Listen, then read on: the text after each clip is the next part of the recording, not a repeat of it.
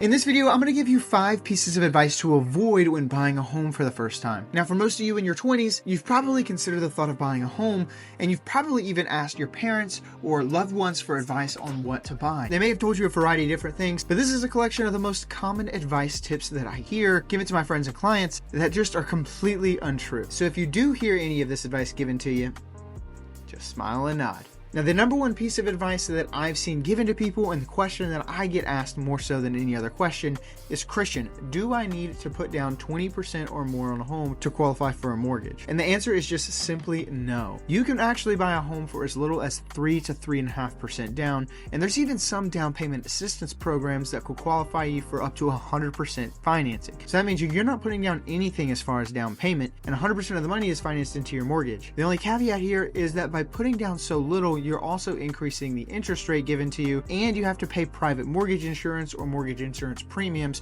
which can amount to $200 to $300 for most first-time buyers. But honestly, it's totally worth it, especially if you're buying a home that's not at a high value, which again, most first-time home buyers are. It's much better to have to pay an extra $150 to $200 a month on top of a mortgage than have to somehow find 20% of $300,000 to throw at a home. That money's better spent consolidating other high-interest debt like credit card loans or car loans. But this is something that I hear a lot of parents tell their children, that you have to put 20% down in order to qualify for a mortgage, and there's no other way around it. There are plenty of loan products out there that can work with you in your situation, so it's best to speak with a qualified mortgage loan officer to see what kind of loan products that they might be able to offer you. And speaking of mortgage loan officers, you should always speak with at least 3 of them to see which one can give you the better deal. The next thing I hear a lot of people say is, Christian, I was told I have to pay off my student loans before buying a home. And that is false. And it actually might be easier for you to qualify for a mortgage. Let me explain why. That's because there's new guidelines issued by Fannie Mae that actually gives individuals a tax break that have student loans. Now, it doesn't give you any tax benefits. I have no idea why I said this. It just helps your DTI, and I'll talk about it here in a second. For example, if your parents or an employer is paying back part of your student loans, you can actually exclude that from your debt to income ratio, which is a crucial ratio in determining whether or not you can qualify for a mortgage.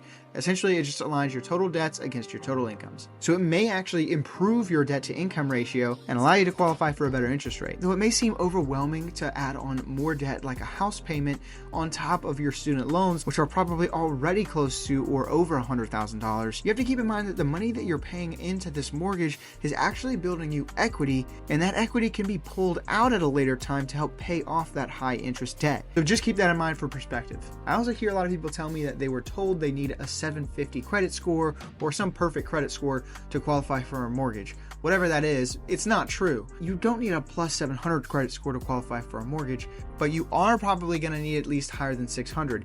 There's some lenders out there that'll do some at 580, but they're really few and far between. And if you have a credit score of 580, you're really not going to be getting a good interest rate. So you might want to consider trying to bring your credit score up and then reapplying for a mortgage. Realistically, if you have a 620 or higher credit score, you shouldn't have too many problems. But obviously, the higher your credit score is, the less risk you pose to a lender, and so the better interest rate you can qualify for. And the one that's probably the most common in the mainstream media is that renting is cheaper than buying, which is really just a case-by-case basis. In most parts of the country, it's actually just as costly to buy than it is to rent. Now, obviously, there's lots of pros and cons to doing either or, so you obviously have to make the best decision for you and your family. But oftentimes, just like the market that we're in right now, rental rates can be just as high as mortgage rates. In fact, if I were to rent the home that I actually own right now, my monthly payment would actually increase by $200. Really, at the end of the day, this really depends on where you're located geographically, but if you're in the city, you're probably better off buying a home out in the suburbs if you wanted a cheaper housing payment. The last and probably the most costly bit of advice that I see given, or I guess really concept that people just misunderstand,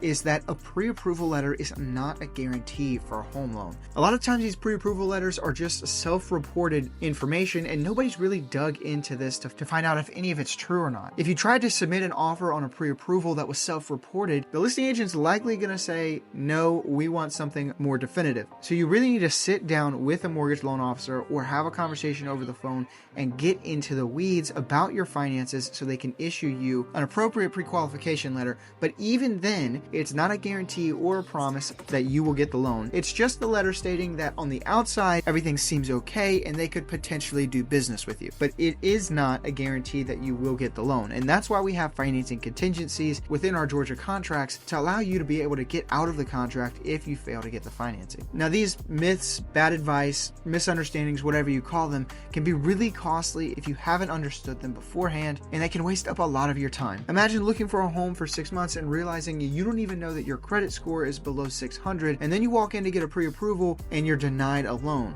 That could be super devastating. Do yourself a favor and do your research beforehand. And if you need help along the way, shoot me a call, text, or email, and we can talk more about your situation. Thanks so much. We'll see you next time. Peace.